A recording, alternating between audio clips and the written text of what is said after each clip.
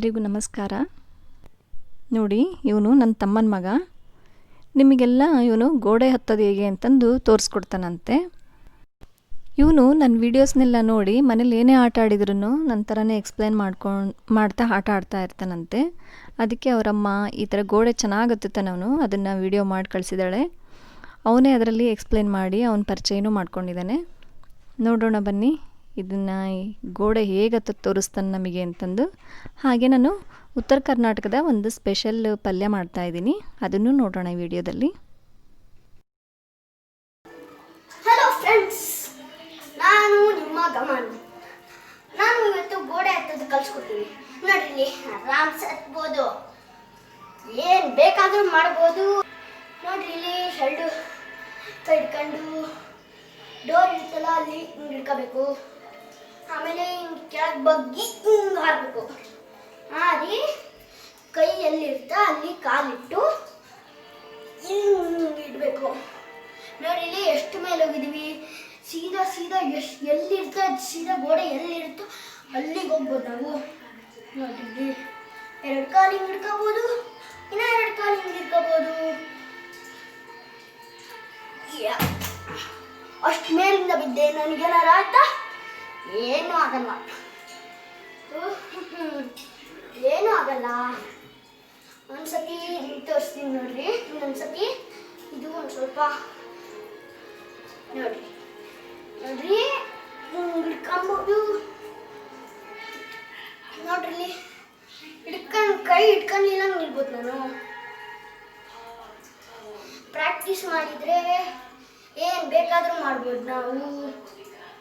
ನೋಡ್ರಿ ನೋಡ್ರಿ ನೋಡ್ರಿ ನೋಡ್ರಿ, ಕಾಲ ಸಿದ್ದಾಗ ಹತ್ತಕ್ಕೆ ಹೋಗ್ಬಿಡ್ರಿ. ಕಾಲ ಸಿದ್ದಾಗ ಜಾರ್ತಾ ಬೀಳುತ್ತೆ, ಬಿದ್ದು ಬಿಡ್ತೇವೆ ನಾವು. ನೋಡ್ರಿ, ನನಗೇನು ಆಗಲಿಲ್ಲ. ಟೈಲ್ಸ್ ಮೇಲೆ ಹತ್ತೋದು ಒಂದು ಸ್ವಲ್ಪ ಕಷ್ಟ. ಗೋಡೆ ಮೇಲೆ ನಿಂತ್ಕೊಂಡೇ ಕ್ರಾಸ್ ಆಗಬೇಕು ಅಂದರೆ ಒಂದು ಸ್ವಲ್ಪ ದೊಡ್ಡದಿರ್ಬೇಕು ಅಷ್ಟೇ. ದೊಡ್ಡದಿದ್ದರೆ ಏನು ಬೇಕಾದರೂ ಕ್ರಾಶ್ ಆಗ್ಬೋದು, ಹಿಂದಕ್ಕೂ ತಿರುಗ್ಬೋದು. Thank you. ಗೋಡೆ ಹತ್ತೋದು ನೋಡಿದ್ರಲ್ಲ, ಈಗ ಬನ್ನಿ ಪಲ್ಯ ಮಾಡೋದು ನೋಡೋಣ. ನೋಡಿ, ಈ ವೆಜಿಟಬಲ್ಸ್ ನೋಡ್ತಾ ಇದ್ದೀರಲ್ಲ, ಇದನ್ನು ಉತ್ತರ ಕರ್ನಾಟಕದಲ್ಲಿ ಕರ್ಚಿಕಾಯಿ ಅಂತಂದು ಹೇಳ್ತಾರೆ.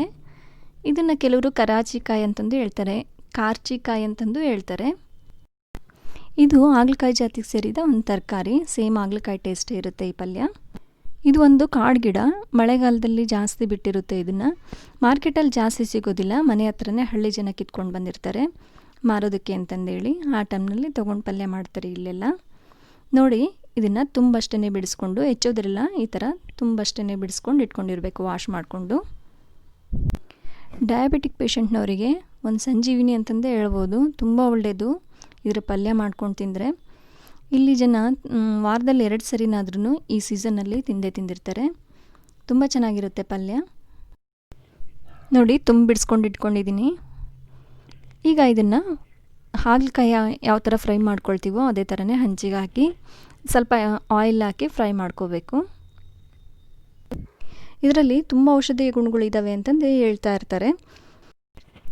ಈ ತರಕಾರಿ ಎಲ್ಲ ಕಡೆನೂ ಸಿಗೋಲ್ಲ ಅಂದ್ಕೊಳ್ತೀನಿ, ಯಾಕೆಂದರೆ ನನಗೆ ಗೊತ್ತಿರೋ ಮಟ್ಟಿಗೆ ನಾನು ಅಲ್ಲಿ ನೋಡೇ ಇರಲಿಲ್ಲ ನಮ್ಮ ಕಡೆ ಎಲ್ಲ ಈ ತರಕಾರಿನ. ಈ ಕಡೆ ಉತ್ತರ ಕರ್ನಾಟಕಕ್ಕೆ ಬಂದಮೇಲೆ ನಾನು ಇದನ್ನು ಪಲ್ಯ ಮಾಡೋದು ನೋಡಿದ್ದು, ಈ ತರಕಾರಿ ನೋಡಿದ್ದು. ಈಗ ದೊಡ್ಡ ಸಿಟಿಗಳಲ್ಲಿ ಎಲ್ಲ ಟೈಪ್ ಜನಗಳು ಇರೋದ್ರಿಂದ ಕೆಲವೊಂದು ಶಾಪ್ಗಳಲ್ಲಿ ಉತ್ತರ ಕರ್ನಾಟಕದ ತರಕಾರಿಗಳು ಅಂತಂದೇ ಇಟ್ಕೊಂಡಿರ್ತಾರೆ ತರಕಾರಿಗಳನ್ನ. ಅಂಥ ಶಾಪ್ಗಳಲ್ಲಿ ಸಿಗ್ಬೋದು. ನಿಮ್ಮ ಕಣ್ಣಿಗೇನಾದರೂ ಈ ಥರ ತರಕಾರಿ ಸಿಕ್ಕರೆ ಖಂಡಿತ ತಪ್ಪದೆ ಮನೆಗೆ ತೊಗೊಂಬಂದು ಪಲ್ಯ ಮಾಡ್ಕೊಂಡು ತಿನ್ನಿರಿ. ಇದು ಆರೋಗ್ಯಕ್ಕೆ ತುಂಬ ಒಳ್ಳೆಯದು. ಇಲ್ಲಿಯವ್ರು ಹೇಳೋ ಪ್ರಕಾರ ಇದು ಡಯಾಬಿಟಿಕ್ ಪೇಷಂಟ್ನವರಿಗೆ, ಅಲ್ಸರ್ ಇದ್ದರೆ, ಸ್ಕಿನ್ ಡಿಸೀಸ್ ಇದ್ದರೆ, ಮತ್ತು ಹಾರ್ಟ್ ಪ್ರಾಬ್ಲಮ್ ಇದ್ದರೆ, ಲಿವರ್ ಪ್ರಾಬ್ಲಮ್ ಇದ್ದರೆ ಅಂಥವ್ರಿಗೆಲ್ಲ ತುಂಬ ಒಳ್ಳೆಯದು ಅಂತಂದು ಹೇಳ್ತಾರೆ. ನೋಡಿ, ಈ ಥರ ಫ್ರೈ ಮಾಡ್ಕೋಬೇಕು ಹೀಗಾಗೋವರೆಗೂ. ಇದು ಫ್ರೈ ಆಗಿದೆ. ಈಗ ನಾನು ಒಂದು ಬಾಣಲಿ ತೊಗೊಂಡು ಅದಕ್ಕೆ 1-2 ಟೇಬಲ್ ಸ್ಪೂನ್ ಎಣ್ಣೆ ಹಾಕಿ ಒಗ್ಗರಣೆ ಹಾಕ್ತಾಯಿದ್ದೀನಿ. ಸಾಸಿವೆ, ಜೀರಿಗೆ, ಕರಿಬೇವು, ಒಂದು ದೊಡ್ಡ ಈರುಳ್ಳಿ ಹೆಚ್ಚಿಟ್ಕೊಂಡಿದ್ದೀನಿ ಸಣ್ಣಕ್ಕೆ. ನೋಡಿ, ಸಾಸಿವೆ ಹಾಕ್ತಾಯಿದ್ದೀನಿ. ಈಗ ಸ್ವಲ್ಪ ಜೀರಿಗೆ ಹಾಕ್ತಾಯಿದ್ದೀನಿ.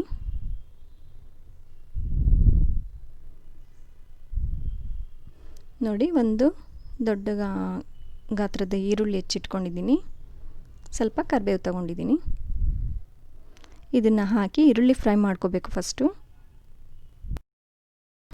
ಬಾಯಿಗೆ ಕಹಿ ಅಂತಂದೇಳಿ ಈ ಥರ ಪಲ್ಯಗಳ್ನ ತಿನ್ನೋದು ಬಿಡಬಾರ್ದು. ನಮ್ಮ ಬಾಯಿಗೆ ಏನು ಕಹಿಯಾಗಿರುತ್ತೋ ಅದು ನಮ್ಮ ಆರೋಗ್ಯಕ್ಕೆ ತುಂಬ ಒಳ್ಳೆಯದಾಗಿರುತ್ತೆ.